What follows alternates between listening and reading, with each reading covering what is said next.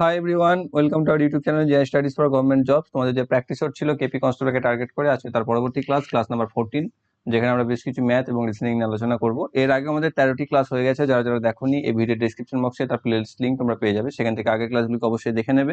এবং যারা যারা এখন আমাদের Telegram channel Jobs Academy, Facebook page Jobs Academy এবং Facebook group J studies for government জবসে জয়েন হওনি, ডেসক্রিপশন বক্সে তার লিঙ্ক থেকে বিশেষ করে টেলিগ্রাম চ্যানেলে জয়েন হয়ে যাও। সেখানে তোমরা ভিডিও রিলেটেড ইনফরমেশন এবং প্রয়োজনীয় পিডিএফ পেয়ে যাবে। তোমরা অনেকেই কমেন্ট করছো বেশি বেশি করে ম্যাথ দিতে, তো চেষ্টা করছি কিছু, আর 2-3 দিন ওয়েট করো, তারপর থেকে যদি পারছি তো আমি বেশি বেশি করে করাবো। তো এখন 10টা করেই করতে থাকো, প্র্যাকটিস করো ভালো করে। দেখো এত করানো হয়েছে, তার বাইরে খুব একটা আসবে না। মানে এই চ্যাপ্টার ভিত্তিক তুমি যদি কনসেপ্ট ক্লিয়ার থাকে তোমাদের, আশা করি তোমাদের প্রত্যেকের ক্ষেত্রেই ম্যাথের এর বাইরে যাবে না। ওকে, তো তবুও বলছো যখন তখন দেখা যাক কি করা যায়। ওকে, 1 নম্বর প্রশ্ন দেখো কি রয়েছে, যে একটি ট্রেন 240 কিলোমিটার প্রতি ঘন্টা গতিবেগে 5 ঘন্টায় একটি বিশেষ দূরত্ব অতিক্রম করে।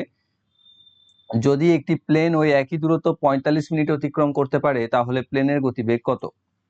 খুব সহজ একটা অঙ্ক, যে ট্রেনটির গতিবেগ হচ্ছে 240 কিলোমিটার প্রতি ঘন্টা, সে 5 ঘন্টায় যা যাচ্ছে, যে যতটা রাস্তা যায় সেই রাস্তাটা প্লেনে 45 মিনিটে চলে যাওয়া যায়। তাহলে 5 ঘন্টায় ট্রেনটি যায় কতটা, সেটা আমি বার করে নেবো ফার্স্ট। এটা হচ্ছে 5 গুণিত 240, 5 4 200, 200 আর 1000 মানে হচ্ছে 1200 কিলোমিটার। তাহলে 1200 কিমি যাচ্ছে ট্রেনটি 5 ঘন্টায়, এবং সেই 1200 কিলোমিটার রাস্তাটাই প্লেনটি 45 মিনিটে চলে যায়। কিন্তু এখানে তো ঘন্টাতে করেছিলাম, এটা মিনিটে আছে, তো মিনিটটাকে আমি ঘন্টা করে নেবো। 45 মিনিট মানে হচ্ছে 45/60 ঘন্টা, বা 3/4 ঘন্টা। তাহলে যদি 3/4 ঘন্টাতে 1200 যায়, তাহলে 1 ঘন্টায় কত যাবে? সিম্পল 3/4 ঘন্টা দিয়ে ভাগ করে নেবো, তাহলে আমি গতিবেগ পেয়ে যাবো। তাহলে প্লেনের গতিবেগ কত হবে? প্লেনের গতিবেগ সমান 1200/3/4 সমান 1200 গুণ 4/3। 3 4 1200, 400, 4 4 1600। তাহলে প্লেনের গতিবেগ হচ্ছে 1600 কিলোমিটার প্রতি ঘন্টা। অপশন নাম্বার এতে রয়েছে সঠিক উত্তর। নেক্সট, রাজ, রোহন, রাম, ঋতিকা এবং রানী 5 ভাই বোন। প্রত্যেক ভাই বোনের উচ্চতা আলাদা আলাদা। রাজের উচ্চতা একমাত্র একজন ভাই বা বোনের থেকেই বেশি। রোহনের উচ্চতা রাজ এবং ঋতিকার থেকে বেশি, কিন্তু রামের থেকে বেশি নয়। ঋতিকার উচ্চতা রাজের থেকে বেশি। ঋতিকার উচ্চতা রাজের থেকে বেশি।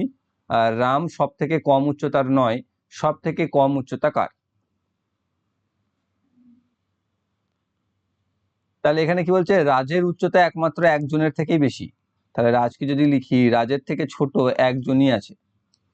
এখানে বলেছে কি, যে রোহনের উচ্চতা রাজ এবং ঋতিকার থেকে বেশি। আর এখানে একটা জায়গা ছিল, দেখো, ঋতিকার উচ্চতা রাজের থেকে বেশি, মানে রাজের থেকে বেশি ঋতিকা। এবং রাজ আর ঋতিকা দুজনের থেকেই রোহনের উচ্চতা বেশি, তাহলে এদের থেকে রোহনের বেশি, কিন্তু রামের থেকে বেশি নয়, মানে রামের থেকে কম। তাহলে রাম হচ্ছে এখানে বলে দিয়েছে যে রাম সব থেকে কম উচ্চতার নয়, মানে রাম তো কম উচ্চতার নয়। তাহলে আর একজন যে, সে নিশ্চয়ই রাজের থেকে ছোট, যে সেখানে পড়তে হবে। তাহলে বাকি কে রয়েছে? রানী। তাহলে রানী অবশ্যই এখানে থাকবে, এবং সব থেকে ছোট বা খাটো উচ্চতা বা কম উচ্চতা হচ্ছে কার? রানীর। অপশন নাম্বার এতে রয়েছে সঠিক উত্তর। নেক্সট, একটি বর্গাকার মাঠের ক্ষেত্রফল 7200 বর্গমিটার। একটি সাইকেল দ্বারা এই মাঠটিকে 4 কিলোমিটার প্রতি ঘন্টা বেগে কোনাকুনি ভাবে পার করতে কত সময় লাগে? তাহলে বর্গাকার মাঠের ক্ষেত্রফল দিয়ে দিয়েছে 7200, তাহলে বাহু বার করবো আমি, বা যেটাকে আমরা এ বলে জানি। বাহু হচ্ছে কি? আন্ডার রুট ক্ষেত্রফল, মানে হচ্ছে 7200। 7200টাকে আমি কি লিখতে পারি? এরকম ভাবে দেখো, বর্গ সংখ্যাতে ভাঙতে পারি, 3600 গুণিত 2 করতে পারি। 3600 থেকে আমি পেয়ে যাব 60, আর 2টা √2 থেকে যাবে, তাহলে 60√2 মিটার আমি বাহু পেলাম। এবার এখানে আছে কর্ণ বরাবর। তাহলে বর্গক্ষেত্রে কর্ণের সূত্র কি? কর্ণ সমান হয় a√2 বা বাহু √2। তাহলে এখানে বাহু হচ্ছে 60√2, তাহলে 60√2 ইন্টু √2, তাহলে হয়ে যাবে 60 ইন্টু 2, √2 ইন্টু √2 মানে 2 হয়ে যাবে, তাহলে হয়ে যাবে 120 মিটার। তাহলে কর্ণের দৈর্ঘ্য 120 মিটার আমি পেয়ে গেলাম। তাহলে সেটাই 4 কিলোমিটার প্রতি ঘন্টা বেগে যেতে সময় লাগবে কত? 4 কিলোমিটার প্রতি ঘন্টা বেগ মানে 4000 মিটার যাচ্ছে 60 মিনিটে, তাহলে 120 মিটার যাবে কত মিনিটে? সিম্পল কমছে, কম যাবে মানে 120টা উপরে আসবে, 4000 ইন্টু 60। এখানে 0 0, এই 0 0 কেটে দাও, এই তারপরে এটাকে কি কি দিয়ে কাটবে? 4 3 12, 4 10 40, 2 5 10, 2 3 6, মানে হচ্ছে 9/5 মিনিটে। তাহলে 9/5 মিনিট অপশন বি তে রয়েছে সঠিক উত্তর। নেক্সট, প্রদত্ত বিবৃতি এবং সিদ্ধান্তগুলি ভালো করে পড়ে নির্ণয় করুন কোন সিদ্ধান্ত প্রদত্ত বিবৃতিকে যৌক্তিকভাবে অনুসরণ করছে। এক্স ওয়াইকে বললেন, আমার বর আমাকে গাড়ি চালিয়ে হাটসন শপিং মল অবধি পৌঁছে দেবেন, কারণ আমার হাত গাড়ি চালাবার মতো ভালো অবস্থায় নেই। তাহলে সিদ্ধান্ত কি যে এক্স পায়ে হেঁটে হাটসন শপিং মলে যাবেন না, দ্বিতীয় এক্স বিবাহিত, তৃতীয় ওয়াই বিবাহিত, চতুর্থ এক্স গাড়ি চালাতে জানেন। তাহলে কোনটা কোনটা সঠিক দেখো। এখানে বলছে এক্স বলছে ওয়াই কে যে আমার বর আমাকে গাড়ি চালিয়ে হাটসং শপিং মলে পৌঁছে দেবেন। তাহলে তার মানে কি যে পায়ে হেঁটে তিনি হাটসং শপিং মলে যেতে চাইছেন না, এটা সঠিক। এক্স বিবাহিত, বিবাহিত বলেই তো তার বর আছে, তাহলে এটাও সঠিক। ওয়াই বিবাহিত, সেটা দেখো এখানে কোথাও উল্লেখ নেই, ওয়াই যে বিবাহিত তার কথা কোথাও উল্লেখ নেই, মানে এটা ভুল। আর দ্বিতীয়ত হচ্ছে আমার হাত গাড়ি চালাবার মতো ভালো অবস্থায় নেই, মানে কি তিনি গাড়ি চালাতে জানেন কিন্তু তার হাত গাড়ি চালানোর মতো অবস্থাতে নেই, তার মানে এটা হচ্ছে সঠিক। তাহলে 1 2 এবং 4 তিনটেই হচ্ছে সঠিক, যেটা রয়েছে অপশন সি তে সঠিক উত্তর। নেক্সট, একজন ফেরিওয়ালা 10টি লজেন্স কিনেছে 1 টাকায়, 25% লাভের জন্য 1 টাকায় কয়টি লজেন্স তাকে বিক্রি করতে হবে? ঠিক আছে, তাহলে সে কি কিনেছে? 1 টাকাতে কটা লজেন্স কিনেছে? 10টা লজেন্স কিনেছে। তাহলে প্রতিটা লজেন্সের দাম কত? 1 টাকা বাই 10, টাকাটাকে যদি আমি পয়সা করে নিই, আমি বোঝানোর স্বার্থে করছি এটা, সমান 10 পয়সা করে আমি দাম পাচ্ছি প্রত্যেকটা চকলেটের, তাই তো? প্রত্যেকটা চকলেটের দাম হচ্ছে 10 পয়সা করে। আমাকে কি করতে হবে? 25% লাভ করতে হবে। তাহলে 10 পয়সা দামের জিনিসটাকে যদি আমি 25% লাভ করতে চাই, তাহলে এখানে 125 বা 100 + 25 বাই 100 করতে হয়। তাহলে এখান থেকে পাবে 10 সমান হচ্ছে 12.5 পয়সা। তাহলে আমাকে 10 পয়সার জিনিসটা 12.5 পয়সায় বিক্রি করতে হবে। তাহলে আমাকে 1 টাকায় আমি কটা করতে পারবো? তাহলে আমার টাকাটা হচ্ছে তো মোট 100 পয়সায়, তাহলে 1 টাকাতেই আমি একটা পিস আমাকে 12.5 পয়সায় বিক্রি করতে হবে। তাহলে একে 12.5 পয়সা দিয়ে ভাগ করে দাও, যেখানে পাবে তুমি 8টি।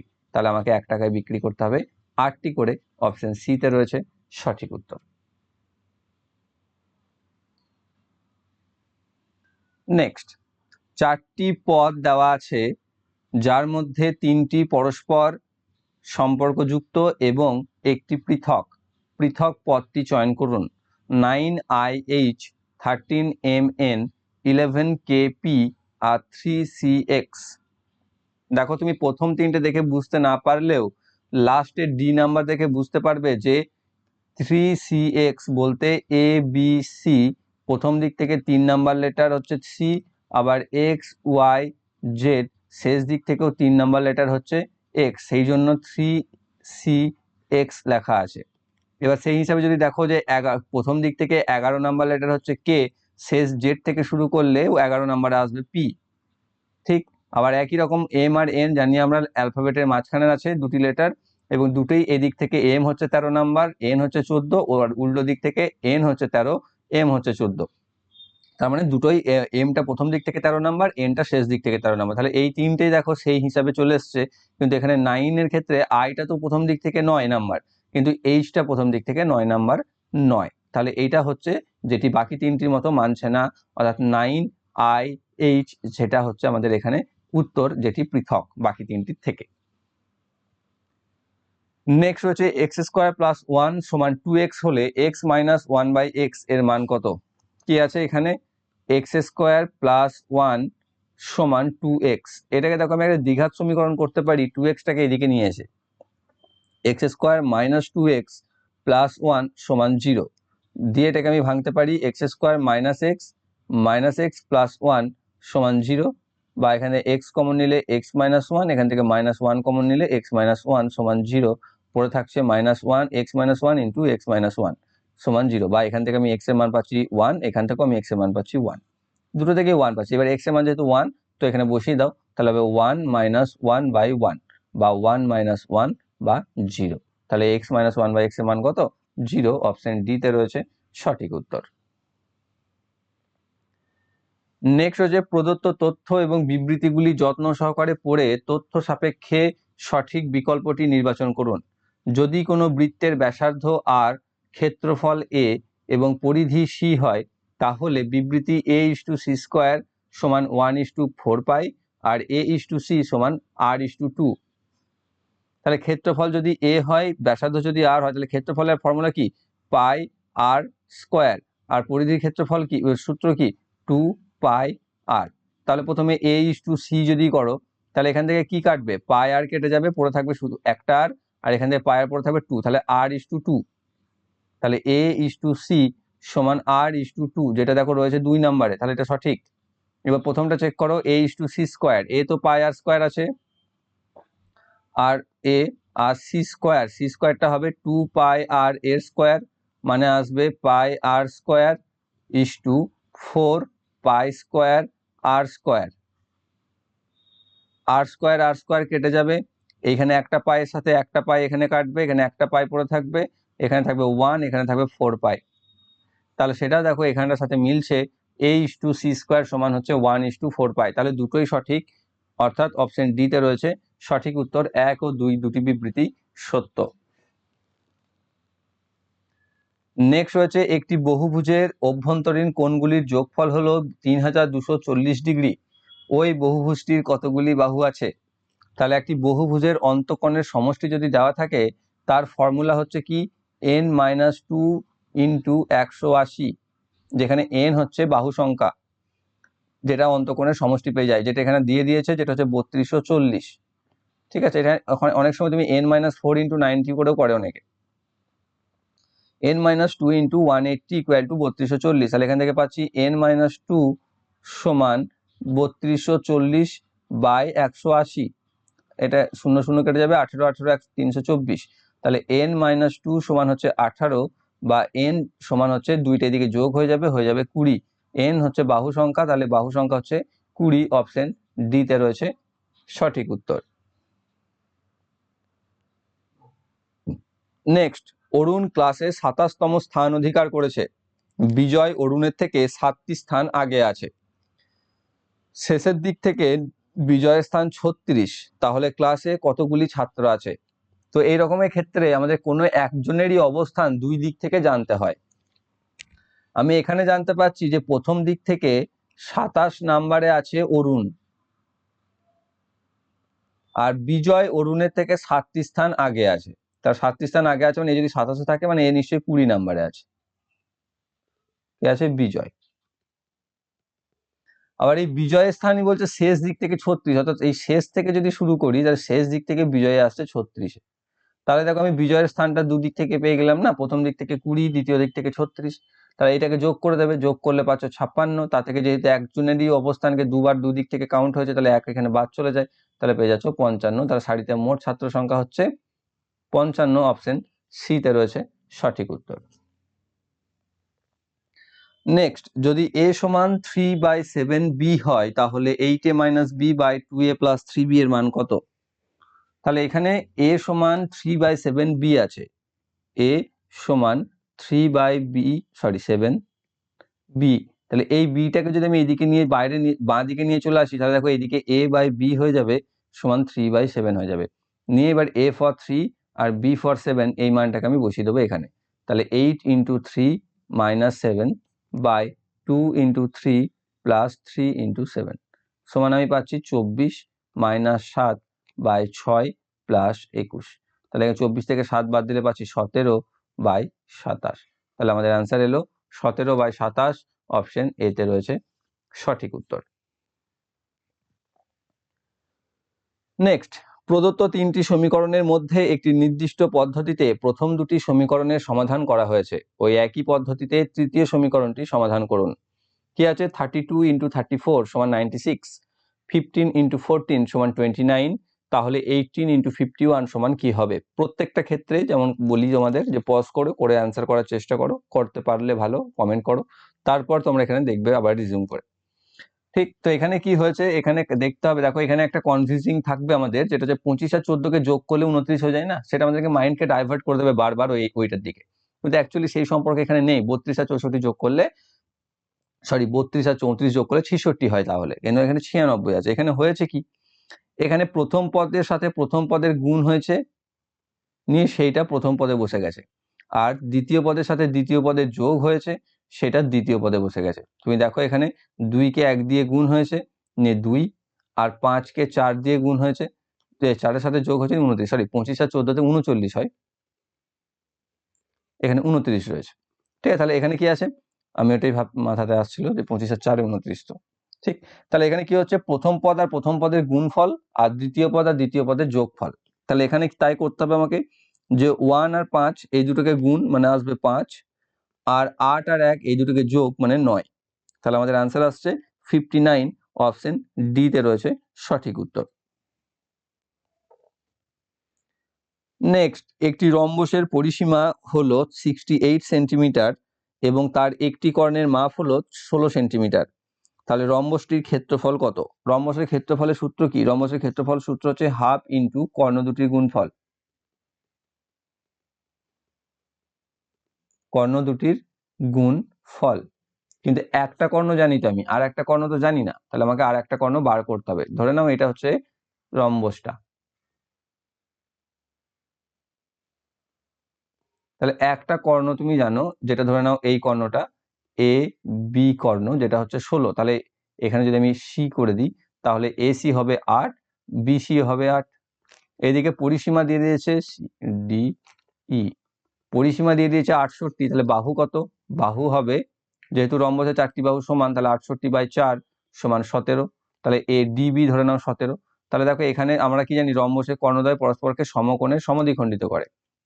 তাহলে এখানে ডিসি বা বিসিডি একটা দেখো সমকোণী ত্রিভুজ পাচ্ছ, যার ভূমি হচ্ছে 8, অতিভুজ হচ্ছে 17। তাহলে লম্বটা আমি বার করতে পারবো না, তাহলে ডিসি যেটা রয়েছে এখানে, তাহলে ডিসি সমান হবে √ অতিভুজের স্কোয়ার মাইনাস ভূমি স্কোয়ার। তাহলে এখানে 289 মাইনাস 64 বা √225 সমান হচ্ছে 15। তাহলে ডিসি মানে লম্বটা পেয়ে যাচ্ছি 15। তাহলে এ যদি 15 হয়, তাহলে এখানেও এটাও 15 হবে। তাহলে অন্য কর্ণটি কত হবে? 15 গুণিত 2 বা 15 + 15 সমান হবে 30 সেন্টিমিটার। তাহলে অপর কর্ণটা যদি পেয়ে যায়, তাহলে আমি এটা করতে পারবো এবার হাফ ইন্টু একটা কর্ণ 16 আর একটা কর্ণ হচ্ছে 30। তাহলে 2 8 16, 3 8 24, তাহলে 240 square semi is the area of rhombus. Option number D তে রয়েছে সঠিক উত্তর। নেক্সট হচ্ছে, একটি সংখ্যাকে 2 দিয়ে গুণ করার পরিবর্তে রাহুল সেটিকে 2 দিয়ে ভাগ করে এবং উত্তর আসে 2। আসল উত্তর কি হওয়ার উচিত ছিল? এটাতেও অনেক সময় ভুল হয়ে যায় তাড়াহুড়ো করতে দিয়ে। সিম্পল প্রথমে আমরা 2 দিয়ে ভাগ করে দিয়েছে, তো আমি 2 দিয়ে গুণ করতে বলেছিল, তাহলে 2 দিয়ে গুণ করে দাও নিশা। এইটা যেটা পাবে সেটা হচ্ছে সংখ্যাটি, অ্যাকচুয়ালি উত্তরটি নয়। দেখো 4 সংখ্যাটা ছিল যাকে তোমাকে 2 দিয়ে গুণ করতে বলেছিল, কিন্তু তুমি 2 দিয়ে ভাগ করেছো, 2 দিয়ে ভাগ করে তুমি 2 এসছে আনসার। কিন্তু একে আমাকে কি করার কথা ছিল? 2 দিয়ে গুণ করার কথা ছিল, অর্থাৎ একে তোমাকে আরেকবার গুণ করতে হবে, নিয়ে আসবে 8, যেটা আসবে উত্তর। তাহলে আসল উত্তর হবে 8, অপশন সি তে রয়েছে সঠিক উত্তর। 2 বার গুণ করতে হবে, একবার গুণ ভুলের জন্য আর একবার গুণ কাজের জন্য। নেক্সট হচ্ছে 3x + 4 × 8 ভাগ 9 সমান x ভাগ 3 - 1। তো এটাকে প্রথমে যেরকম বদমাস রুল জানি আমরা, সেরকম ভাবে লিখে নেব। 3x + 4 × 8/9 সমান x বাই 3 - 1। এখান থেকে এটাকে লিখতে পারি 3x + 32/9 সমান x বাই 3 - 1। ওকে, বা লিখতে পারি 3x - x বাই 3 সমান মাইনাসটাকে দিয়ে কমন নিয়ে নিলে 1 + 32/9। তাহলে এখান থেকে পাচ্ছি এখানে 9x - x বাই 3 সমান, এখান থেকে 9 আর 32 হচ্ছে 41/9। 3 দিয়ে কাটবে, 3 পড়ে থাকবে, 3 দিয়ে এখানে যদি পাবো 8x সমান 41/3 মাইনাস, বা এইটাকে যদি এদিকে তুমি গুণ করে নিয়ে চলে আসো, তাহলে x সমান পাবে -41/3 × 24। তাহলে x এর মান হচ্ছে কত? -41/24। অপশন ডি তে রয়েছে সঠিক উত্তর।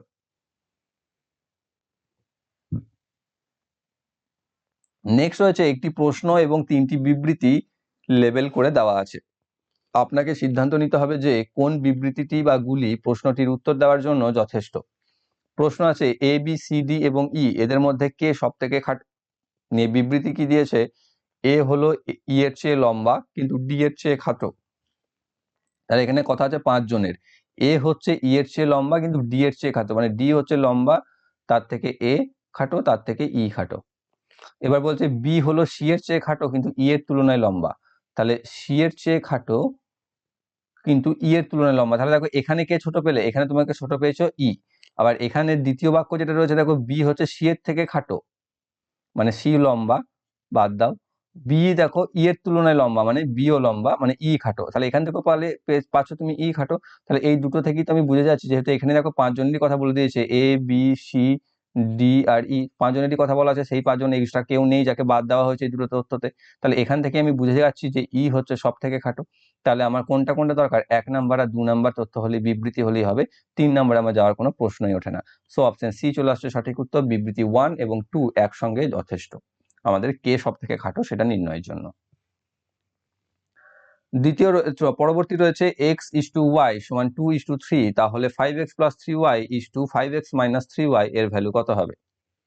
তো এখানে যেটা রয়েছে x:y সমান 2:3, এখানে x ফর 2 আর y ফর 3 বসিয়ে দেবে, সিম্পল, আর কিছু নেই। এগুলো দেখে ভয় বা ঘাবড়ানোর কিছু নেই, এখানে অনেক সময় এরকম থাকতে পারে √2 √3 যাই থাকুক না কেন সেটাকেই তার মান ধরে করে দেবে। ওকে, তো এখানে কি আছে যে 5x + 3y, তাহলে 5 × 2 + 3 × 3 অনুপাত আছে মানে বাই করতে পারি, 5 × 2 - 3 × 3, তাহলে এখান থেকে কি পাচ্ছ 10 + 9 আর নিচেতে 10 - 9, তাহলে পাচ্ছি আমি 19/1 বা 19:1। অপশন নাম্বার সিতে রয়েছে সঠিক উত্তর। নেক্সট, একটি ছক্কার 3টি ভিন্ন অবস্থান ছবিতে দেখানো হয়েছে, কোন সংখ্যাটি 5-এর বিপরীত পৃষ্ঠে থাকবে? এবার এখানে 3টে চিত্র দিয়েছে ছক্কাটার, এবার দেখবে যে 5 6 5-এ বলেছে না, তাহলে 5 বাদ দিয়ে প্রত্যেকটাতে 3টে করে নাম্বার তুমি দেখতে পাচ্ছ, তো 5 বাদ দিয়ে যে দুটো দেখতে পাচ্ছ সেই দুটো কোথায় কমন আছে? যেমন দেখো এখানে 5 আছে, 5 বাদে এখানে 2 আছে আর 3 আছে, দেখো আর কোথায় 2 আর 3 আছে? যদি লক্ষ্য করো দেখো কোথাও 2 আর 3 নেই, তার মানে এই ডাইসটাকে নিয়ে আমার লাভ নেই, ঠিক অবস্থান নিয়ে আমার লাভ নেই। তাহলে এখানে দেখো 5কে ছাড়ো, এখানে রয়েছে 1 আর 6, দেখো 1 আর 6 এখানেও আছে, তাই না? 1 আর 6 যদি এখানেও থাকে তাহলে দেখবে তার সাথে আর কে আছে, তার সাথে আর কে রয়েছে 4, মানে 5-এর বিপরীতে থাকবে 4, অপশন ডি তে রয়েছে সঠিক উত্তর। এবার তুমি মাথা খাটাও, তাহলে দেখো 4ই আনসার আসবে। কিছু অপশন বা কিছু পজিশন বা সিচুয়েশন থাকতে পারে যে ক্ষেত্রে এরকম করতে পারবে না, সেক্ষেত্রেও কি করতে হয় সেগুলো তুমি অঙ্ক করেই বলেছি আমি অনেকবার এরকম পেয়েছো, নয়তো ম্যাক্সিমাম ক্ষেত্রে দুটোতেই কাজ হয়ে যায় এবং এইভাবে আমরা করতে পারবো সহজেই। নেক্সট, 2/3, 4/9, 7/12 এবং 3/5 এর লসাগু করো বা লসাগু হলো। তো ভগ্নাংশদের লসাগুর ক্ষেত্রে বা গসাগুর ক্ষেত্রে কিছু নিয়ম আমাদের আলাদা হয় সাধারণ স্বাভাবিক সংখ্যার লসাগু গসাগুর থেকে। তো ভগ্নাংশ যখন থাকে তখন ভগ্নাংশ তোমরা প্রত্যেকেই জানো, ভগ্নাংশের ক্ষেত্রে কি হয়, গসাগু মানে হচ্ছে লবের গসাগু, লবের গসাগু আর হরের লসাগু। আর ভগ্নাংশের লসাগু যদি করতে বলে আমাকে, তাহলে হবে লবের লসাগু আর হরের গসাগু। তাহলে এখানে আমাকে আলটিমেটলি যেটা করতে বলবে সেটা লবের ক্ষেত্রে হবে, হরের ক্ষেত্রে বিপরীতটা হবে। তাহলে এখানে আমাকে কি করতে হচ্ছে, লসাগু, তাহলে লবের গুলোতে লসাগু হবে, তাহলে 2, 4, 7 আর 3 এর লসাগু করে দাও। 2 আর 4 এর লসাগু তো 4ই থাকবে, 4, 7, 3 পরস্পর মৌলিক, মানে গুণ করে দাও, 4, 7, 28, 3, 84। তাহলে ওপরে লসাগু 84 পেয়ে গেলে, এবার নিচেতে 9, 3, 9, 12 আর 5। এবার দেখো 5 হচ্ছে এমন একটা সংখ্যা যেটা বাকিগুলোর সাথে মৌলিক, মানে সবগুলো তো যাবেই না, কোনো একটা নির্দিষ্ট সংখ্যাতে, তাহলে 1, তাই 1 হচ্ছে হরগুলোর গসাগু, তাই 84/1 মানে 84 আমি লিখতে পারি, কোনো সংখ্যা নিচে 1 থাকা মানে সেটাকে না দেখাও যেতে পারি। তাহলে এদের লসাগু হচ্ছে 84, অপশন এ তে রয়েছে সঠিক উত্তর। নেক্সট এবং লাস্ট, একটি নির্দিষ্ট সাংকেতিক ভাষায় কেম বার তো এর অর্থ হি ইজ ক্লেভার, বার ল্যাপ ট্যাপ এর অর্থ ক্লেভার অ্যান্ড রিচ, অ্যান্ড জেল টু ল্যাপ এর অর্থ সি ইজ রিচ হয়, সেই ভাষায় সি কিভাবে লেখা হবে? এখানে কি রকম বলেছিলাম করতে, কাটতে কাটতে যাবে, প্রথমটাতে আর দ্বিতীয়টাতে কি কমন আছে, হি ইজ ক্লেভার আর ক্লেভার অ্যান্ড রিচ, তাহলে এখানে ক্লেভার কমন আছে, তাহলে ক্লেভারকে কাটো, আর এখানের মধ্যে কি কমন পাচ্ছ দেখো, বারকে কমন পাচ্ছ, তাহলে বারকে কেটে দাও। আর প্রথমেটার সাথে তৃতীয়টাতে কি আছে দেখো, যেখানটা যেটা করতে বলবে তার আমি বাদ দেবো, যেখানে প্রথমে ক্লেভার যেটা বাদ দিলাম সেটা আমাকে বাদ না দিলেও চলতো, কারণ আমার এখানে সি মানে ইজ আর রিচ কে বাদ দিতে হবে। তাহলে ইজ দেখো প্রথমটার সাথে কমন আছে, এবার প্রথমটার সাথে কি কমন আছে, টু আর টু কেটে দাও। তারপরে দেখো এইটার সাথে রিচ কমন আছে, রিচ এখানেও আছে রিচ, তাহলে এর সাথে কি কমন আছে দেখো, ল্যাপ আর ল্যাপ, তাহলে কেটে দাও। তাহলে পড়ে গিয়ে থাকছে, এখানে পড়ে থাকছে সি, আর এর সংখ্যাতে কি পড়ে থাকছে জেল, তাহলে আমি বলতে পারছি যে C equal to gel. Okay, so option B তে রয়েছে সঠিক উত্তর। তো এই ছিল তোমাদের আজকে ক্লাস নাম্বার 14 এর ম্যাথ এবং রিজনিং। আশা করছি তোমরা প্রত্যেকটি অঙ্ক এবং রিজনিং বুঝতে পেরেছো। বুঝতে যদি কোনো সমস্যা থেকে থাকে কমেন্ট বক্সে অবশ্যই কমেন্ট করে জানাও। আর ভিডিও যদি ভালো লেগে থাকে তাহলে অবশ্যই লাইক করো, বন্ধুদের সাথে শেয়ার করো। আর যারা যারা চ্যানেলটিতে নতুন রয়েছে চ্যানেলটিকে সাবস্ক্রাইব করে বেল আইকন কল করে রাখো, যাতে ভবিষ্যৎ ভিডিও নোটিফিকেশন সকলের আগে পেয়ে যাও। Thank you for watching.